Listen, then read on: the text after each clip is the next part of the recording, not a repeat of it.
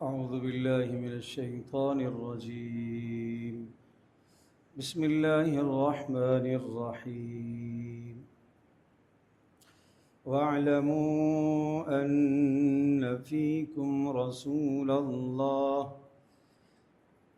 لو يطيعكم في كثير من الأمر لعنتم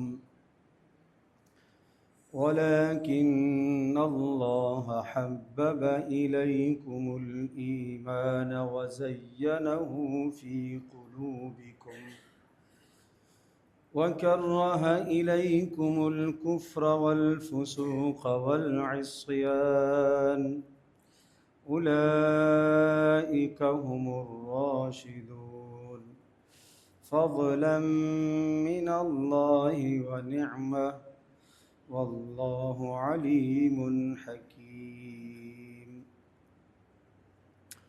وَاعْلَمُوا أَنَّ فِيكُمْ رَسُولَ اللَّهِ، اور اس بات کو تم سمجھ لو کہ تمہارے درمیان میں اللہ کا رسول موجود ہے. لَوْ يُطِيعُكُمْ فِي كَثِيرٍ مِّنَ الْأَمْرِ لَعَنِتُّمْ، اگر رسول تم میں سے بہت سے لوگوں کی یا بہت سارے تمہارے کاموں کی فرما برداری کرنے لگ جائے تو تم مشقت میں پڑ جاؤ گے. وَلَكِنَّ اللَّهَ حَبَّبَ إِلَيْكُمُ الْإِيمَانَ، اللہ نے ایمان کو تمہارے دلوں میں تمہارے نزدیک محبوب بنا دیا ہے. وَزَيَّنَهُ فِي قُلُوبِكُمْ، اور تمہارے دلوں کو ایمان سے مزین کر دیا ہے. وَكَرَّهَ إِلَيْكُمُ الْكُفْرَ وَالْفُسُوقَ وَالْعِصْيَانَ، اور اللہ تبارک تعالیٰ نے کفر کو، گناہ کو، ظلم کو تمہارے نزدیک ناپسندیدہ بنا دیا ہے. اولئک هم الراشدون، جن لوگوں میں یہ خوبیاں پائی جائیں یہی ہیں کامیابی والے لوگ. سورہ حجرات کی آیت نمبر 7 ہے. اس آیت بینہ سے پہلے اللہ تبارک تعالیٰ نے اسلامی معاشرے کا ایک خوبصورت ادب بتایا، اور وہ ادب یہ تھا کہ اڑتی اڑاتی خبروں پر کان نہ دھرا کرو، ہر سنی سنائی بات کو آگے مت پھیلایا کرو، اور اسی طرح سے ہر جھوٹی سچی کسی بھی قسم کی خبر تمہارے پاس آئے اس خبر کی ذرا تحقیق کر لیا کرو، بلا تحقیق عمل مت کیا کرو. کہیں ایسا نہ ہو کہ آپ کو شرمندگی اٹھانی پڑے، ندامت اٹھانی پڑے، آپ کو بڑا اس پر افسوس ہو. یہ مضمون ذکر کرنے کے بعد 5 خوبیاں ذکر فرمائیں. اگر یہ 5 خوبیاں ہماری زندگی میں آ جائیں تو پھر اس گناہ سے جس سے معاشرے میں تباہی پیدا ہوتی ہے ہر آدمی بچ سکتا ہے. کیا گناہ؟ کہ ہر اڑتی اڑاتی خبر پر کان دھرنا، ہر خبر کو آگے نقل کرنا، چغل خوری کرنا، غیبت کرنا، دوسرے کی برائی دوسروں کے سامنے بیان کرنا. یہ ایسی بدترین عادت ہے کہ جس کی وجہ سے معاشرے میں تباہی پیدا ہو جاتی ہے. گھر کے اندر میاں بیوی کے درمیان میں بھی جدائی آ جاتی ہے، اور والدین اور اولاد کے درمیان میں بھی پھوٹ اور نفرتیں پڑ جاتی ہیں، بھائی بھائی کے درمیان میں نفرتیں پیدا ہو جاتی ہیں. لہٰذا اس برائی سے بچنا ہے تو 5 خوبیاں اپنے اندر پیدا کر. کتنی خوبیاں؟ 5. اللہ کرے پیدا ہو جائے. اور رسول اللہ صلی اللہ علیہ وسلم یہ دعا مانگا کرتے تھے. وہ 5 خوبیاں کیا ہیں؟ نمبر 1، اللہ نے ارشاد فرمایا کہ ایمان کو تمہارے نزدیک میں نے محبوب بنا لیا، ایمان تمہیں محبوب بن گیا. نمبر 2، ایمان تمہارے دلوں میں مزین کر دیا. اور نمبر 3، تمہارے نزدیک کفر کو ناپسند قرار دیا گیا. نمبر 4، گناہ کی نفرت تمہارے دلوں میں ڈال دی گئی. اور نمبر 5، ظلم اور زیادتی کی نفرت بھی تمہارے دل میں ڈال دی گئی. اور جس شخص میں یہ 5 خوبیاں پائی گئیں اولئک هم الراشدون، وہ ہے ٹھیک ہدایت پر چلنے والا، وہ ہے اللہ کی طرف سے مکمل طور پر ہدایت پر۔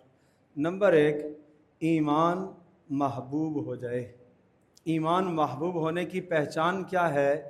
ہر اس کام سے آدمی بچنا شروع کر دے جس کی وجہ سے ایمان کا نقصان ہوتا ہو، چونکہ محبوب اور پسندیدہ چیز کو آدمی ضائع نہیں کیا کرتا۔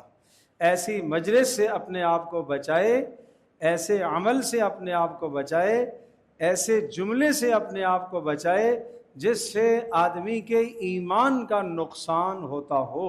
اس کا مطلب یہ ہے کہ ایمان اس کے نزدیک کیا ہے؟ محبوب ہے، اس لیے کہ اس نے ایمان کو سنبھالا ہوا ہے۔ ایک آدمی ہر طرف سے اپنی چیز کی سیفٹی کرتا ہے اور اس کو سنبھال کر رکھتا ہے اور اس کو نقصان نہیں ہونے دیتا، اس کا مطلب یہ ہے کہ یہ چیز اس کے نزدیک اہمیت والی ہے، محبوب ہے۔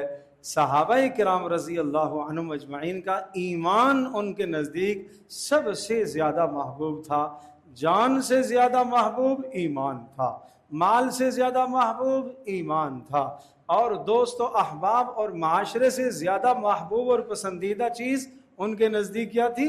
ایمان۔ اس ایمان کی خاطر سب کچھ چھوڑ دیتے تھے مگر ایمان کو ضائع نہیں ہونے دیتے تھے۔ اور دوسری خوبی وَزَيَّنَهُ فِي قُلُوبِكُمْ، ایمان تمہارے دل میں مزین ہو جائے، اور ایمان جب دل میں مزین ہوتا ہے تو اس کے اثرات سر سے لے کر پیر تک مرتب ہونا شروع ہو جاتے ہیں۔ پھر اس کا بولنا بھی ایمان کے مطابق، اس کا دیکھنا ایمان کے مطابق، اس کا سننا ایمان کے مطابق، اس کے ہاتھ اور پاؤں کی حرکات ایمان کے مطابق، کیونکہ ایمان اس کے دل میں کیا ہوا ہے؟ مزین ہو گیا۔ ایمان اس کے دل میں مزین ہو گیا، ایمان اس کے نزدیک سب سے خوبصورت چیز ہے۔ اور تیسری بات، کفر اس کے نزدیک ناپسند ہو جائے۔ کفر سے مراد کیا ہے؟ کافرانہ اعمال، کافروں کی زندگی، کافروں کی نقل و حرکت، کافروں کی راہ زندگی کو اختیار کرنا بہت برا اسے لگتا ہو۔ والفسوق، ہر قسم کا گناہ اس کے نزدیک ناپسند ہو جاتا ہے۔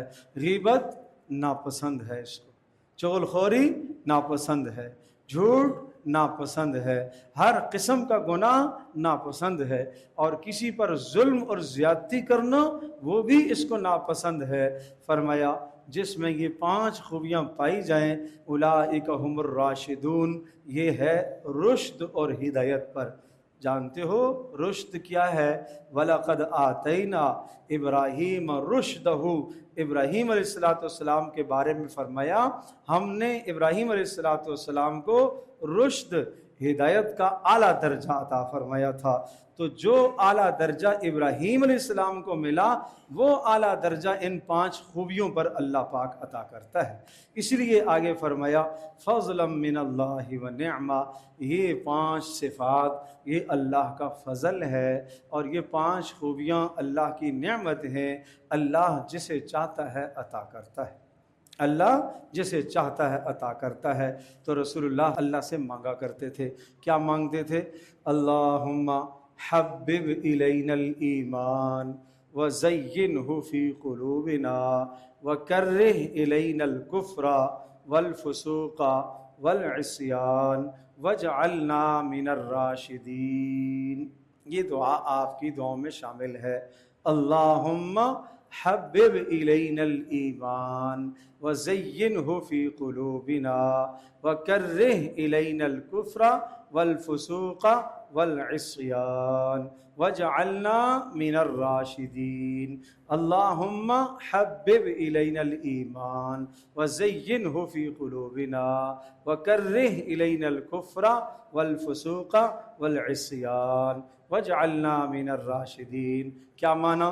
اے اللہ ایمان میرے نزدیک محبوب بنا، اے اللہ ایمان کو میرے دل میں مزین فرما، اے اللہ کفر اور نافرمانی اور ظلم اور زیادتی کی نفرت میرے دل میں پیدا فرما، اور اے اللہ مجھے رشد و ہدایت عطا فرما۔ یہ پیاری دعا رسول اللہ صلی اللہ علیہ وسلم کو اللہ نے کیا کچھ نہیں دیا ہوا تھا، اس کے باوجود بھی آپ اس دعا کو مانگتے تھے، اور اللہ نے فرمایا یہ خوبیوں جس کو حاصل ہو جائیں یہ اللہ کی نعمت ہے اور یہ اللہ کا فضل ہے۔ نعمت صرف مال نہیں ہے، نعمت صرف پیسہ نہیں ہے، نعمت صرف گھر اور دنیا کی چیزیں نہیں ہیں، یہ خوبیوں کا حاصل ہو جانا یہ بھی اللہ کی نعمت ہے۔ الحمدللہ رب العالمین، والصلاة والسلام علی سید الانبیاء والمرسلین وعلی آلہ وصحبہ امتی اجمعین۔ اللہم حبب الینا الایمان وزینہ فی قلوبنا وکرہ الینا الکفر والفسوق والعصیان واجعلنا من الراشدین۔ اللہم حبب الینا الایمان وزینہ فی قلوبنا وکرہ الینا الکفر والفسوق والعصیان واجعلنا من الراشدین۔ اللہم حبب الینا الایمان وزینہ فی قلوبنا وکرہ الینا الکفر والفسوق والعصیان واجعلنا من الراشدین۔ وصلی اللہ تعالی علی خیر خلقہ محمد